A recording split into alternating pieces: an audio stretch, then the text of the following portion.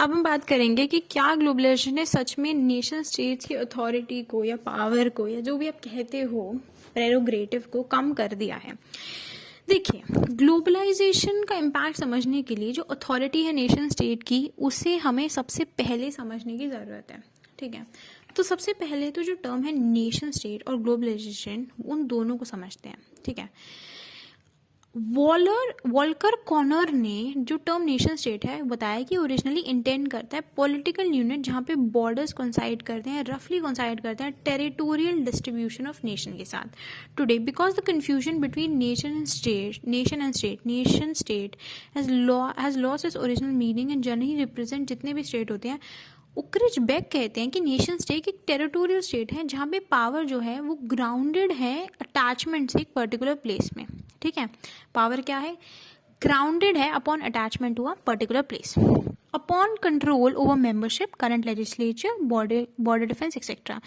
Therefore a nation state जो है वो एक पॉलिटिकल यूनिट है जहाँ पे स्पेसिफाइड जोग्राफिकल एरिया है जो कंट्रोल करता है जितने भी मैटर्स होते हैं फंक्शनिंग ऑफ स्टेट के साथ जो रिलेशन में काम करते हैं। रोनाल्ड रॉबर्टसन जो है वो पहला सोशलॉजिस्ट था जिसने ग्लोबलाइजेशन को डिफाइन किया और कहा कि कंप्रेशन है दुनिया का और इंटेंसिफिकेशन है कॉन्शियसनेस ऑफ दुनिया की as a whole. David Held and Anthony M.G. Crew defined globalization as a simple sense, एक widening, deepening और speeding up of global interconnectedness. Now, हम बात करते हैं आगे। देखो, जो through these definition it can be concluded कि globalization is the intensified flow है, ठीक है, between countries, capital, good, information, people and services, producing cross border integration of number of culture, economic and social activities. Globalisation जो है वो एक world wide phenomena है जिसमें सोशल, कल्चरल, पॉलिटिकल सारे डायमेंशन है। Globalisation has yielded many consequences. One of the most significant consequence वो है इफेक्टिव इंट्रोडक्शन ट्रांसनेशनल इंस्टीट्यूशन का, और जो सेकेंड पॉइंट है changing structure of nation state, फिर है diminish sovereignty of national agencies. तो यहाँ पे तीन चीजों की बात करिए, किस चीज की? तीन कॉन्सिक्वेंसेस की बात करिए, इफेक्टिव इंट्रोडक्शन ट्रांसनेशनल इंस्टीट्यूशन का, चेंजिंग स्ट्रक्चर नेशनल स्टेट का, और डिमिनिश सोवरेनिटी किसकी? नेशनल एजेंसीज की। Although it has been debated extensively कि जो अथॉरिटी है नेशन स्टेट की वो डिमिनिश हो चुकी है सिंस जो इंसेप्शन था इंटरनेशनल एजेंसीज के थ्रू।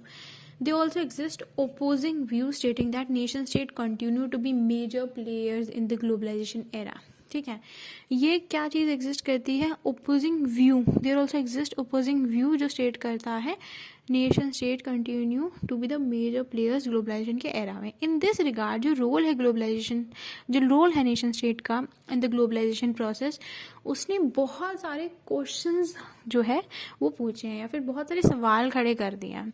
ठीक है, जैसे कि is the nation state being undermined? क्या नेशन स्टेट की पावर कम हो रही है?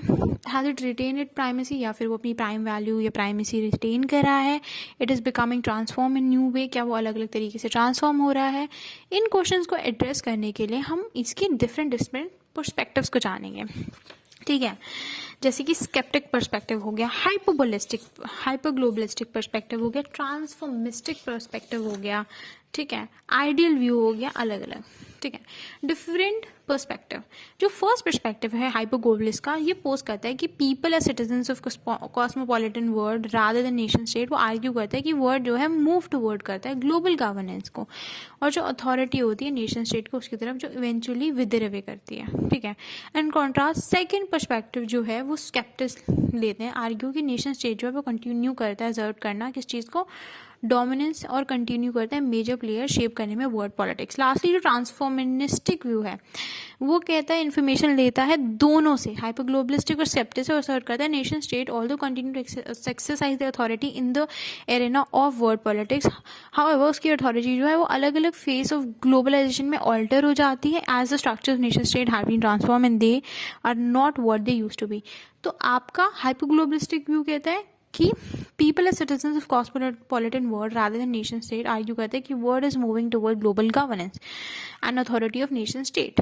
ठीक है, दुनिया ग्लोबल गवर्नेंस पे मूव कर रहा है और जो अथॉरिटी ऑफ नेशन स्टेट है वो एक्चुअली मूव कर रही हैं, मतलब कम हो रही हैं। दूसरा कहता है स्केप्टर, नेशन स्टेट वो है अपनी डोमिनेंस दिखाते रहते हैं, ठीक है, एज द मेजर प्लेयर्स। और तीसरा कहता है कि देखो नेशन स्टेट जो है वो अपनी अथॉरिटी दिखा रहे हैं, लेकिन उनकी अथॉरिटी के तरीके चेंज हो रहे हैं।